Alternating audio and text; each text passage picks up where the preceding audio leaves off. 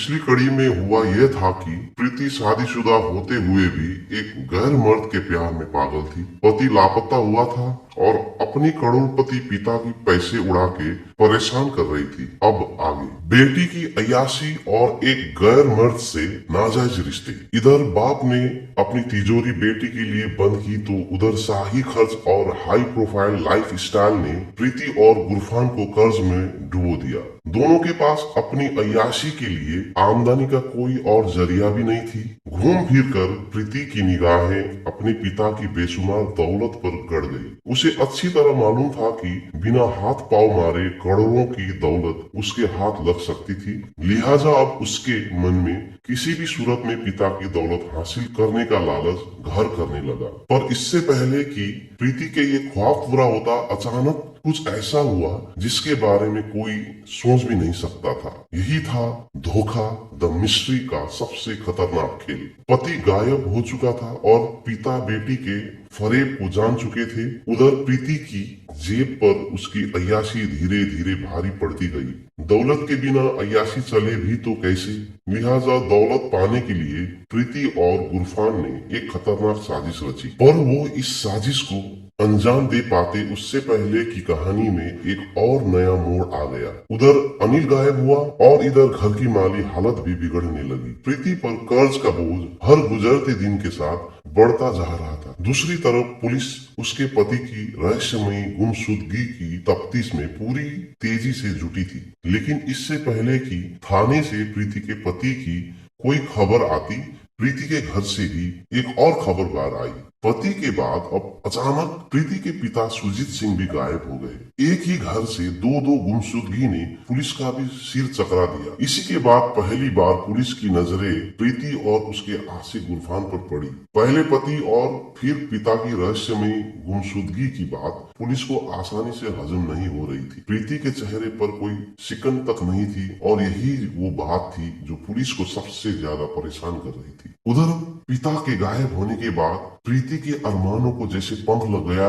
अब घर और बाहर दोनों ही जगह उसे रोकने और टोकने वाला कोई नहीं था।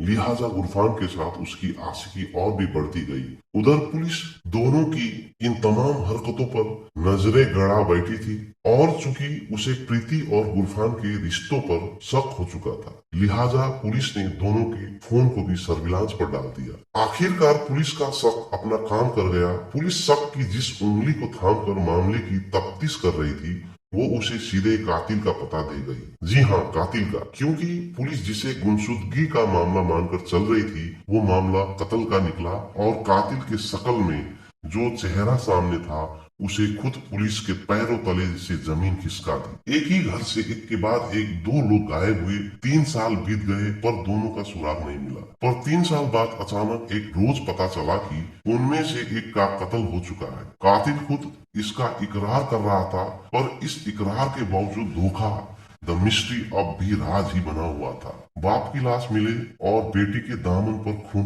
तो फिर किसके पैरों तले से जमीन नहीं खिसकेगी। जी हाँ, सुजीत सिंह गायब नहीं हुए थे, बल्कि उन्हें हमेशा के लिए मौत की नींद सुला दिया गया था। और ये काम किसी और ने नहीं, खुद उनकी अपनी बेटी प्रीति ने किया था। दरअसल प्रीति को अपनी अय्याशी के लिए दौलत की दरकार थी।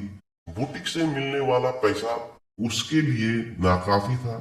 फिर गुरफान की खर्चीली आदत ने भी प्रीति के हाथ तंग कर दिए थे। लिहाजा इस मुसीबत से निकलने के लिए दोनों ने एक खतरनाक साजिश रची।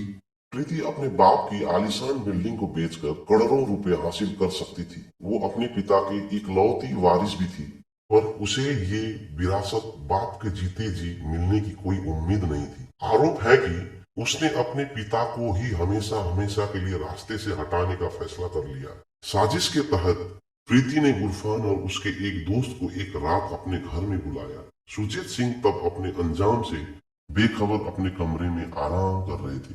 रात के वक्त अचानक दो अजनबियों को कमरे में आते देख वो चौंक गया। पर इससे पहले कि वो कुछ समझ पाते, गुरफान और प्रीति ने तकिए से मुंह दबाकर सुजीत की हत्या कर दी। फिर इसके बाद गुरफान और उसके दोस्त ने सुजीत की लाश को एक चादर में लपेट दूर गंग नहर में फेंक दिया। बाद में खुद प्रीति ने पुलिस में अपने पिता की गुमशुदगी की रिपोर्ट भी दर्ज करा दी ताकि किसी को उस पर शक न हो। लेकिन प्रीति और गुरफान के फोन टैप कर पुलिस ने आखिरकार 3 साल बाद सुरजीत सिंह की गुमशुदगी की गुत्थी सुलझा ही दी। इसी के बाद 12 फरवरी 2009 को दिल्ली पुलिस ने प्रीति, गुरफान और उसके दोस्त आसिफ को कत्ल के जुर्म में गिरफ्तार कर लिया। लेकिन अभी प्रीति के पति अनिल का गुमशुदगी की पहेली सुलझानी बाकी थी। पुलिस को यकीन था कि बाप की तरह ही प्रीति ने अपने पति को भी इसी तरह रास्ते से हटा दिया होगा। लेकिन 11 मई 2004 से लापता अनिल के बारे में प्रीति और गुरफान अब भी यही रट लगा रहे हैं कि उन्हें अनिल के बारे में कुछ नहीं पता। 14 साल से ज्यादा वक्त बीत चुका है, पर उसे जमीन खा गई या आसमान निगल गया। कुल मिलाकर धोखा द मिस्ट्री अब भी मिस्ट्री ही बनी हुई।